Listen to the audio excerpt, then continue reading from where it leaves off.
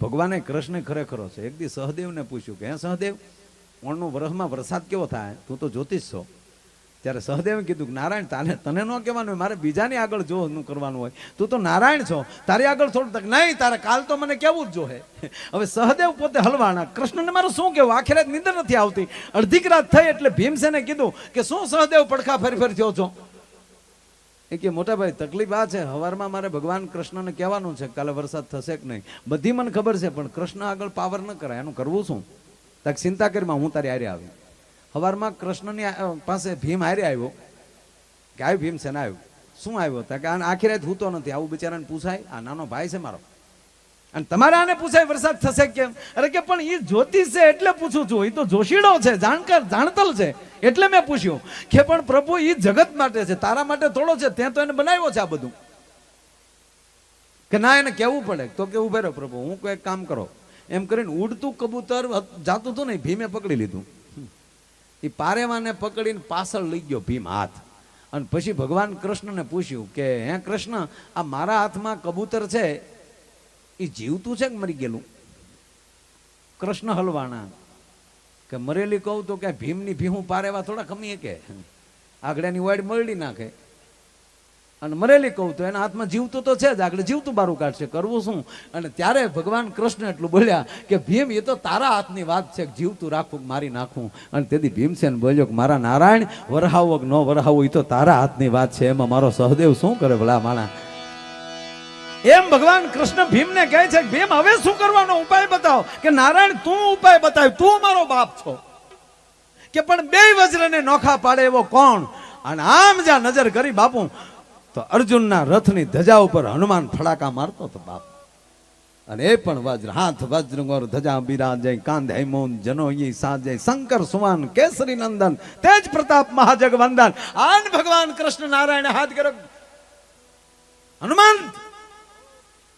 હનુમંત કૂદીને આવે છે ને કીધું પ્રભુ તમારો આખો યુગ વયો ગયો, મને ક્યાંય હાથ ન કર્યો. તે રામા અવતારમાં તોડાવી નાખ્યો, ડુંગરા ઉપાડી ઉપાડીને દરિયા કુદાડી કુદાડી. કે એટલે જ આ યુગમાં તને કાંઈ નથી કીધું, પણ હવે આ બે વજ્રને છૂટા પાડવા માટે તારે જવું પડે. અને ત્યારે હનુમંતે કીધું કે પ્રભુ એક વજ્ર તમારું સુદર્શન ચક્ર લોટકી બાઈ હાથમાં ચૂડલો પહેરે એમ પહેરી લઉં, અને એક બાજુ મારો બાપ મહાદેવ એનો 11મો રુદ્ર તસલી આંગળીએ ત્રિશુલને ફેરવતો ફેરવતો વયાવું. પણ એક વજ્ર સુદર્શન, બીજું વજ્ર ત્રિશુલ અને ત્રીજું વજ્ર અજનીનો જાયો. આ 3 વજ્ર ભેગા થાય ને એક સાથે 3 વજ્ર ધરતીમાં આવે તો ધરતી રાહતાળ વહી જાય. મારે નીચે વજ્ર જોવે. એટલે ભીમસેને કીધું કે અડધું હાલે કે હાલે, કારણ કે ભીમ અડધું વજ્ર જ. તારો વજ્ર વાળો ભાગ પડખું ફરીને બેસ, મારે ખાલી મારો પગ અડી જાય, અર્થિંગ થઈ જાય એટલે રેડી. અને બાપ હનુમાને સલાંગ મારી, અત્યાર સુધીના કોઈ ચિત્રકારી ચિત્ર નથી બનાવી શક્યા. અને હનુમાનજી એમ જઈ અને એમ કહેવાય કે એક હાથમાં એમ કહેવાય સુદર્શન ચક્ર અને બીજા હાથમાં શિવનું ત્રિશુલ, એ બે હાથમાં લઈને હાથ કરતા એમ કહેવાય કે હનુમાનજી ધરતી ઉપર આવતા હતા. અને એમાં ભીમસેન અડધો એ ન્યા જ્યાં હનુમાને પગ અડાડ્યો તો 3.5 વજ્ર ભેગા થઈ ગયા. અને ઓલી શ્રાપ હતો, 3.5 વજ્ર ધરતીમાં ભેગું થાય ત્યારે તારા શ્રાપનું નિવારણ થાય. ઓલી ઘોડી હતી એ કડાકો થઈ અને વીજળી વેગે એમ કહેવાય કે અપસરા થઈ અને સીધી ઇન્દ્રલોક વહી ગઈ. ને આવડા બધા સોડા પીને હો ઘીરે વહી ગયા. એક શ્રાપે લેવા દેવા વગરના કેવા ધંધા કરાવ્યા છે. એવાનું વેણ કાઢો કે કોઈના દિલને ઠેસ વાગે. શબ્દ આર હૈ, શબ્દ પાર હૈ. એક સદગુરુનો શબ્દ મળી જાય સાહેબ, માણસનું જીવન તરી જાય. 50 લીટર દૂધ હોય તો એમાં કાંઈ 25 લીટર છાશની જરૂર ન પડે. ખાલી એક જ બિંદુ છાશનું પડી જાય સાહેબ, હવાર થાય તો આખું દહીં જામી જાય. એમ જીવન આપણું ગમે એટલું એમ કહેવાય કે ઉકળાટ્યું હોય, પણ એક સદગુરુનો શબ્દ મળી જાય ને અને એને તમે પચાવી જાઓ ને તો દહીંની ઘોડે તમારું જીવન જામી જાય. અને પછી એમાં સદગુરુ મંથન કરે ને પછી મારા બાપ એની અંદરથી માખણ નીકળે, નવનીત નીકળે છે. મંથન કરવું પડે. આપણે શું છે કે કઈ મંથન બંધન તો ઘરે ગયું, હાલતું હોય હાલવા દેવાનું. જેના બાળકો બાપુ ભૂકા કાઢના એક છોકરો સ્કૂલમાં અત્યારે તો આપણે સ્કૂલમાં ગામડામાં બહુ સારી સ્કૂલો બધી, એમાં સાહેબ ભણાવતા ભણાવતા ખુરીશે રોજ હુઈ જાય બપોરે 1 થી 2. એટલે એક છોકરો આપણો ગામડાનો એ થોડોક તોતડો સાહેબને કે હું હુવાના પગાર લ્યો છો? તો વળી સાહેબ હું કે જો બેટા હું સૂતો નથી, કે તો બેટા હું 1 કલાક માટે સ્વર્ગમાં આટો મારવા જાઉં છું. બ્રહ્માજીને એને બધાને તમારા માટે હું ભલામણ કરવા જાઉં છું. બોલો છોકરો વિદ્વાનનો ઋષિ બાબુ કે કઈ હુઈ ગયા ભેગું સ્વર્ગ મળતું છે તારું ડૂન, એને હરક મળતું હોય ભણાવવા અહીંયા આવતું હોય, બીજેથી છોકરો હુઈ ગયો. હા સાહેબ ખીજાણા સુઈ ગયો, ઉભો થા. છોકરો કે સુઈ નતો ગયો, હું તમારી ઘોડે સ્વર્ગમાં આંટો મારવા ગયો હતો. શું જોયું ન્યા? બ્રહ્મા વિષ્ણુ બધા હતા. શું કીધું ન્યા? એમ કે ન્યા મેં પૂછ્યું મારા સાહેબ એમ કહે છે કે રોજ હું સ્વર્ગમાં આવું છું. હે બ્રહ્માજી હાશી વાત? બ્રહ્માજીએ કીધું તારો સાહેબ ખોટીનો છે. સાહેબ રાજીનામું દીન વૈયા ગયા. બોલો કાન કેમ ભણાવવા? ના ખોટું હાલે બાળકો આગળ. અને હું હંમેશા કહું છું બાળકને હારે કોઈથી ભલામણ બાળકો હોય ત્યારે કોઈથી ખોટું બોલવું જ નહીં. પતિ પત્ની બે બેઠેલા આવો રવિવાર, અને તમે કીધું એમ નવું ફિલ્મ આવેલું ક્યું બાહુબલી, એટલે આપણે પુરુષને તો આમ હરખ પાછો એવો થાય એટલે એની પત્નીને કીધું ચાલ ને યાર ફિલ્મ જોવા જાય. એની પત્નીએ કીધું ઘરે વગર રૂપિયાની ફિલ્મ ચાલુ છે, હું ફિલ્મના દીકરા થાવ, આ છોકરા ડોહા નવા મોટા છે.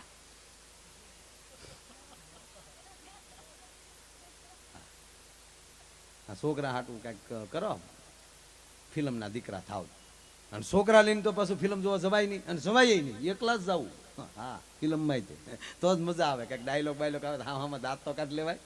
આ તો આપણે બે બેઠા વૈશમાં છોકરા બેઠા બેઠા બેઠા ભૂંગળા ખાતા કોદો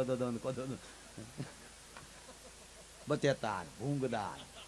આપણે એમ થાય કે વેફરો ખાવા આવ્યા કે ફિલ્મ જોવા આવ્યા. એને કરતા એકલા બે બાજુ બાજુ બેઠા હતી ખારી સિંગ નો એક એક દાણો ખાતા જઈને ડાયલોગ આવ્યો તો ક્યાં બાત હે.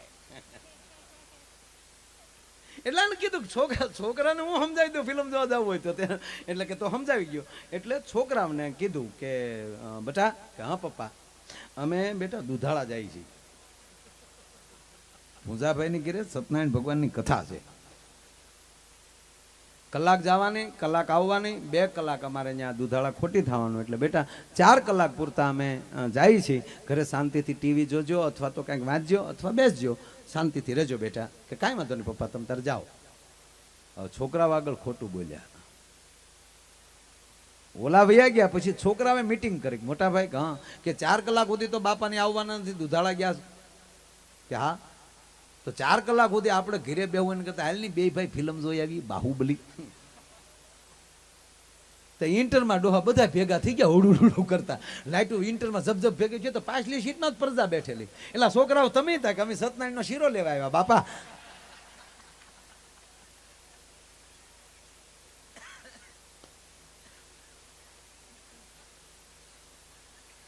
બાળકો આગળ ખોટું ન બોલવું. બને ત્યાં સુધી બાળકોને ખોટું ખોટું સંત આગળ લઈ જાજો, અને ભલે હમણાં ખબર ન પડે. આપણે તો બીવરાવાનો જ ધંધો કર્યો. હુઈજા તારો બાપ બાવો આવ્યો, ત્યાં તો સાધુ ને ભાડ્યું નથી, રાડ નાખ એ રહેવા દે, તારો બાપ કાન ફૂક્યા વગરનો રહે, નુગરો રહે. તમારો છોકરો ગ્રેજ્યુએટ નહીં થાય તો ચાલશે, પણ તમારો છોકરો ગુરુમુખી થવો જોઈએ. અને હું તો મારી માતાઓને કહું કે આ દેશની હિરોઈનનું નક્કી કરે તમારા ઘરમાં શું વસ્તુ રાખવી. ફલાણો પાવડર ને એડવર્ટાઈઝમાં તો એ જ આવે. હિરોઈન કે એવા જબલા તમારા છોકરાને પહેરાવાના. એટલે ટૂંકમાં એ બધા કે એ રીતે તમારા ઘરમાં કરવાનું નહીં.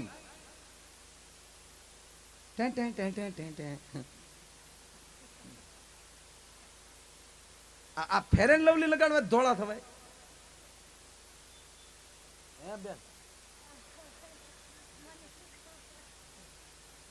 આપણે તો કોઈ દી લગાડતા જ ન હોય, કારણ કે લગાડ્યા ભેગું પરસે બધું હમુથું થઈ જાય હિતળામાં જેવું.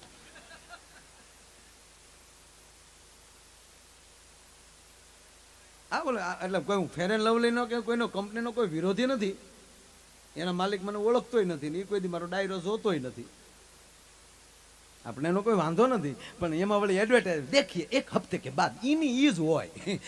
એ એડવર્ટાઈઝમાં આવી ઓલરેડી ધોળી હોય જ, તે ધોળી થતી નથી. એનાથી જો સફેદ થવાતું હોય તો 1 મહિનો ભેંસને લગાડો, હા, અને એ ધોળી થાય તો તમે લપેટા લ્યો. સાહેબ પગે લાગીને કહું, ભરોસાથી કહું, ભરોસાથી નહીં સાહેબ, અનુભવ કરીને કહું છું કે મોઢાનું તેજ આવતું હોય તો કેવલ ને કેવલ તમારા સદગુરુ, તમારી કુળદેવી અને તમારા ઈષ્ટદેવનું ભજન ખાલી 6 મહિના કરો ને જો શહેરામાં તેજ ન આવે, તમારા મોઢામાં તેજ ન આવે સાહેબ, તો ગાવાનું બંધ કરી દઉં. તેજ એનાથી આવે સાહેબ, ભલે આપણો વાન કાળો હોય પણ તેજ જે છે મોઢાની, જે લાઈટ જે છે, વાન તો કૃષ્ણ એવો જ હતો, પણ સાહેબ વ્રજમાં બેઠો હોય તો 1600 ગોપીઓ ફરતી રાસ રમતી હતી, અને આપણે નીકળીતા પાડો હી ઊંધું ખોઈ જાય. જોજો મોઢું તેજ ક્યારે માંડે, તમે દાંત કાઢો ત્યારે, એટલે હસતા તો રહેજો.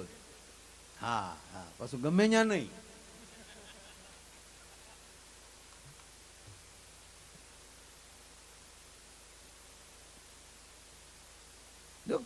કોઈ ગીત નબળું છે જ નહીં. તેરે મસ્ત મસ્ત દોને, ગીત સારું છે બરોબર, પણ ક્યાં ગાવું? તમારા ઘરે તમારા સદગુરુનો ફોટો હોય, એની કૃણા રૂપી આંખો તમારી ઉપર વરસી રહી હોય, એની હામું ગાવ તમે, વાહ તારી નજરો અમારી ઉપર આમણામ, પણ તમે કોલેજ હામાં ગાવ તો વાહો ભાંગી નાખે. ગમે ત્યાં નથી થતું કાંઈ, કોઈ વસ્તુ નબળી. 2 કોલેજ દીકરી આમ કોલેજમાં છૂટીઓ પડી ને 2 વાતો કરતી જતી. એ કે બેન તે કઈ દી રામાયણ વાંચી છે? ઓલી કે મેં તો આખી રામાયણ વાંચી નાખી એકવાર. ઓલી બીજી છોકરી કે મેં આખી રામાયણ વાંચી નાખી. યાર સીતાજી કેટલી અભણ કહેવાય બોલ. નગર જનક જેવો બાપ અને અયોધ્યાનો રાજા દશરથ જેવો સસરો, કશું ખામી નહીં બોલ. તે રામને વનવાસ મળ્યો તો સાથે ને સાથે દોડી ગઈ. યાર ખોટે ખોટી 14 વર્ષે હેરાન થાય. હું આવું ને તો જાવ જ નહીં લે, પણ તું ક્યાં જનકની દીકરી છો, તારો ભડથાર ક્યાં રામ છે? હું જાતી હતી જવાય જ નહીં એકચ્યુઅલી, કે 14 વર્ષ હેરાન થવાનું. યાર અભણ બોલ, એટલે કીધું શિક્ષણની જરૂર છે લે. વળી બીજી શું કે હું હોઉં ને તો વહી જ જાઉં. કેમ? એ કે જેના ઘરમાં 3 સાસુ હોય એની કરતા તો વનમાં સારું લે. આ હાટું રામાયણ બનાવ્યું તુલસીદાસે? કઈક સાર તો હારા શીખો યાર. ગજબ છે માણસ. એટલે જીવનમાં આનંદ જરૂરી છે. હું કાયમ પ્રોગ્રામમાં કહું છું ને આજે પાછો કહું કે જે માણસ ખુલ્લા દાંત ન કાઢતો હોય, દુનિયા આખીમાં ભરોસો કરવો, પણ જે હસી ન શકતો એની ઉપર ભરોસો નહીં કરવાનો, મીઠા ઉપર ભરોસો નહીં કરવાનો. હા, અહીંયા ઘણા તાલુકા પંચાયતના સદસ્યો છે, પૂંજાભાઈ છે. પૂંજાભાઈ તમને કહું, જે માણસ દાંત ન કાઢતા ને એનો મત લેતા ને, મીઠો મત દે તો હારી જાય, બોલો હસમુખો મત દે તો 70 મત એને આછે પડે. આ મોદી સાહેબ ને મત મળે એનું કારણ શું છે? ગમે એમ તો દાંત જ કાઢ્યા કરે બેનો ભાઈ.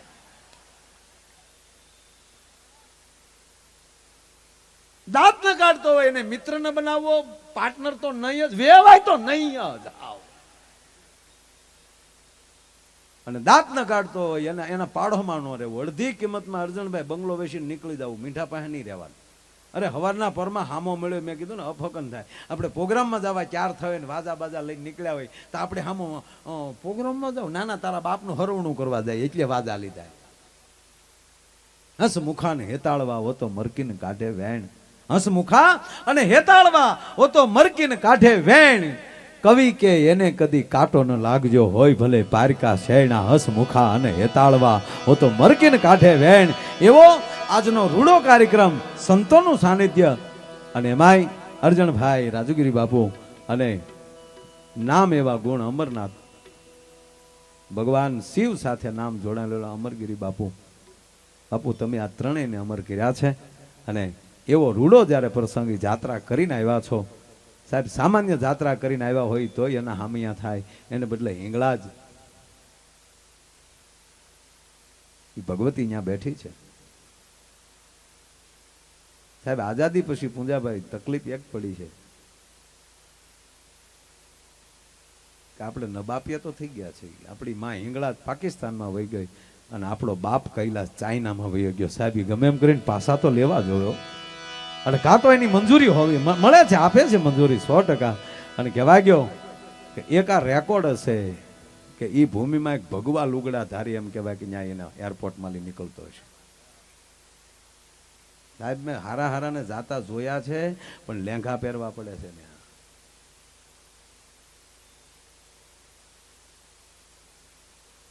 ઋષિ બાબુ સાચી વાત, વેહ બદલવા પડે. એને બદલે આનો આ ભગવા લુગડો પહેરીને સાહેબ હિંમત કરવી, એ હિંગળા જ બોલાવતી હોય તો જ બાપુ આ બધાનું એમ કહેવાય કે સામે વિચારો ફરી જાય. હે બાપુ કહેતા હતા કે ઇમિગ્રેશનમાં ત્યાંની પાકિસ્તાનની મુસ્લિમ દીકરી સાહેબ શું બાપુનું સન્માનથી બોલાવ્યા છે. ત્યારે બાપુએ કીધું બેટા તું મારી દીકરી છો, તને ધન્યવાદ આપું છું કે એક હિન્દુસ્તાનના સાધુને તે આવી રીતે સ્વાગત કર્યું છે ભલામાના.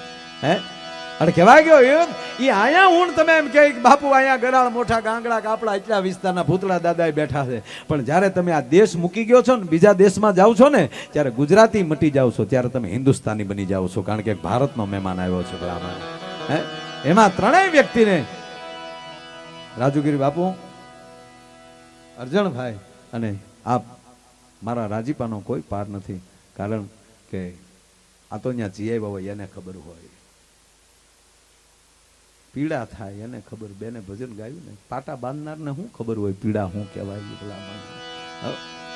પછી મોરારી બાપુ એમ કહેતા કે વર્ષો પહેલા એક ચલગાજડામાં સાધુ આવેલા, અને બાપુ એના પગે પાટો અને જોડીની અંદર એક પાણો, હવાર પડે ને પાછો અંગૂઠાને 2 વાર પાણો મારીને પાછો જોડીમાં નાખી દે. બાપુ કે મેં એક દી, મારી ઉંમર તેદી નાની, અને તેદી મહાત્માને પૂછ્યું કે બાપુ આવું શું કામ કરો છો, આ તો અમને નથી જોવાતું. અને ત્યારે સંતે જવાબ આપ્યો કે બેટા વેદના ચાહીએ, દર્દ બિના ભજન નહીં હોતા, મુझे દર્દ ચાહીએ, મુझे શાંતિ નહીં ચાહીએ. એમ આવાના સંતોને જે દર્દ છે ને સાહેબ, એના માટે છે. અને હું તો આ બધાને કહું, યુવાનોને ખાસ કહું છું કે ભેગું ભજન રાખજો, ભેગો ધર્મ રાખજો. રહેશે ધર્મ ને તો રહેશે આ ધરા.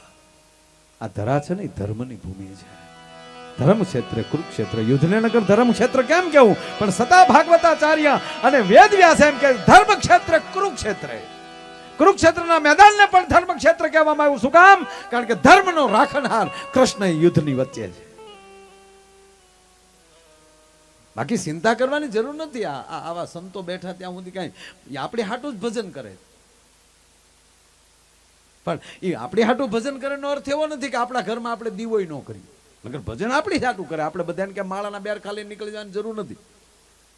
શિવાજી, છત્રપતિ શિવાજી રામદાસજીના આશ્રમમાં ઉછરીને મોટા થતા હતા, અને 5 વર્ષની શિવાજીની ઉંમર થઈ તો સહજ સંતો ભેગા રહેતા હતા. એટલે બાપુ હાથમાં માળાનો બેરખો આવી ગયો, અને શિવાજીના હાથમાં, કોક દી રામદાસજીને વાંચજો યુવાનો, સમર્થ રામદાસજી શિવાજીના હાથમાં માળાનો બેરખો જોઈ ગયા, અને ત્યારે ભુંજાભાઈ ત્યાં ઠપાટ મારી અને શિવાજીના હાથમાં માલી બેરખો તોડી લે છે, હાથમાં જોટી લીધો. અને રામદાસજી બોલે છે, शिवा आज के बाद मैंने जो तेरे हाथ में माला देखी तो मैं तुझे काट डालूंगा. शिवा आज के बाद मैंने जो तेरे हाथ में माला देखी तो मैं तुझे काट डालूंगा. तेरे लिए माला हम रखेंगे, राष्ट्र के लिए भाला तुम उठाओ. અને સાહેબ આ જ રીતે પાકિસ્તાનની ઓલી બોર્ડરની મુલાકાતે પૂંજી મોરારી બાપુ ગયા, અને આપણા ભારતીય યુવાનોની પરેડ જોઈ, પાકિસ્તાની યુવાનોની પરેડ જોઈ, અને લીટો વટીને પાકિસ્તાનમાં ગયા. ન્યાના ફોજીઓને રામ નામ ત્યાં ઉઠાડ્યા, અને પછી બાજુમાં જ આપણો મિલિટરીનો કેમ્પ હતો, ત્યાં બાપુનું પ્રવચન હતું. અને ત્યારે મોરારી બાપુ માઇકમાં જાહેરમાં બોલ્યા હતા કે જરૂરત પડે તો મુझे यहाँ बुला लेना, मैं भाला नहीं ले सकता, लेकिन मेरे फौजियों के लिए અહીંયા ટેન્ટ में बैठा बैठा माला जरूर ले सकता हूँ. સાહેબ આ સાધુડાના ભજન એટલા કામ કરે છે ને, એટલે ધર્મ છે, એટલે મારા તમારા દેશમાં હજી ફૌજીઓને જન્મ દેનારી, સંતોને જન્મ દેનારી આવી જનેતાઓ બેઠી છે. અને એટલે કોઈ સંત બનીને બેઠો છે, કોઈ મિલિટરીનો યુવાન થઈને બોર્ડરમાં બેઠો છે.